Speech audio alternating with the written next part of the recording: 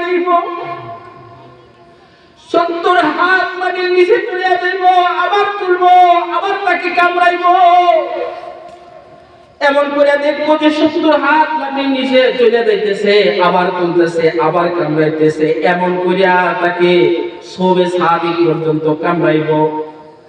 তখন আরেকবার দেখবো তার দেখো তো আমল নামার মধ্যে জোহরের নামাজ আদায় করছে নাকি। বলবো যে না না, জোহরের সময় সে কাজের মধ্যে ব্যস্ত ছিল, গোসলের মধ্যে ব্যস্ত ছিল, বিভিন্ন কাজ কর্মের কারণে সে নামাজ পড়ে নাই। বলছে কাজ তুইয়া কেমন করে নামাজ পড়ি? তখন ফেরেশতারা তাকে জোহর থেকে নিয়ে একেবারে আসর পর্যন্ত সবটা দংশন করব। আল্লাহর হাবিব বলেন দেখবো তো তার আমল নামার মধ্যে আসরের নামাজ আছে নাকি। তাই না না, তার আমল নামার মধ্যে আসরের নামাজও আদায় করা হয় নাই। সে আসরের নামাজ না আদায় করার কারণে একেবারে আসর থেকে নিয়ে মাগরিব পর্যন্ত সবটা দর্শন করব। আল্লাহ, আবার দেখবো যে মাগরিবের নামাজ আদায় করছে নাকি।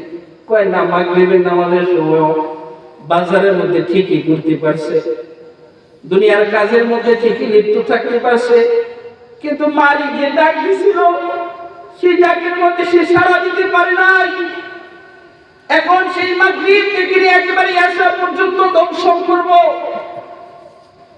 আবার দেখবো সে এশার নামাজ আদায় করছে নাকি। যদি দেখবো না এশার নামাজও আদায় করে নাই, এখন এশা থেকে নিয়ে একেবারে ফজর পর্যন্ত দংশন করব। ভাই, ঘুমটাকে অনেক ভালো মহব্বত করতে পারি, ঘুমকে মহব্বত করিয়া ফজর নামাজ কাদা হয়ে গেছে গা। বিবির মহব্বতের কারণে শীতের মধ্যে থেকে ল্যাম্প ফাড়ায় উঠতে পারি না। এখন সেই কবরের মধ্যে তো আযাব দেওয়া শুরু হইব। এমন বলেন আল্লাহর রাসূল বলতে থাকেন, খবর তো আযাব দিব এবং জাহান্নামের মধ্যে একটা তার রাস্তা বাহির করে দিব, জানালা খুলিয়া দেখায় দিব যে দেখো, দুনিয়ার মধ্যে যেহেতু তুমি 5 ওয়াক্ত নামাজ আদায় করো না, এই কারণে তোমার কবরের মধ্যে আযাব তো চলতেছে। আবার তুমি কবরের শাস্তি ভোগ করার পর তোমাকে এই জাহান্নামের মধ্যে নিক্ষেপ করা হইব। ভাই দোস্ত, জাহান্নামে আযাব কেমন জানেন? আল্লাহ রাসূল বলেন জাহান্নামকে 70,000 শিকল দ্বারা ভাইঙ্গা রাখছে। 70,000 শিকলের মধ্যে 70,000 কড়া আছে। 70,000 কড়ার মধ্যে 70,000 ফেরেশতা ধরে রাখছে। এখন এই জাহান্নাম ছিঁড়া বিনা চলে আসতে চাই। আল্লাহ তাআলার কাছে বলে, আল্লাহ, আপনারা বলেছেন যে আমাদেরকে ওই যে জাহান্নামের মধ্যে যে সমস্ত মানুষগুলো দিবেন, খাবার দিবেন, সেই খাবারগুলো কোথায় দেন?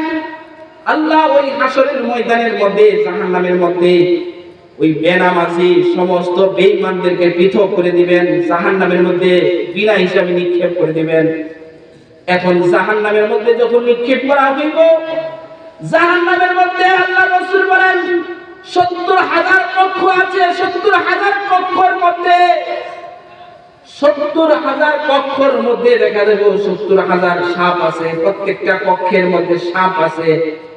এই সাপগুলা এত বিষধর সাপ হইব বলার বাকিরে। হযরত জিবরাইল আলাইহিস সালাম নবী আলাইহিস সালামের কাছে এসে যখন জাহান্নামের বর্ণনা করেন, জাহান্নামের বর্ণনা করলে জিবরাইল আলাইহিস সালাম চোখের পানি পড়ে কাঁদে। নবী আলাইহিস সালাম চোখের পানি পড়ে কাঁদে। নবীজি বলেন, জিবরাইল, আমার না জানি কোন হালত হয়। হযরত আজরাইল আলাইহিস সালাম কাঁদতে থাকে। দুজনে কাঁদতে কাঁদতে বেহুশ হয়ে গেছেন গা।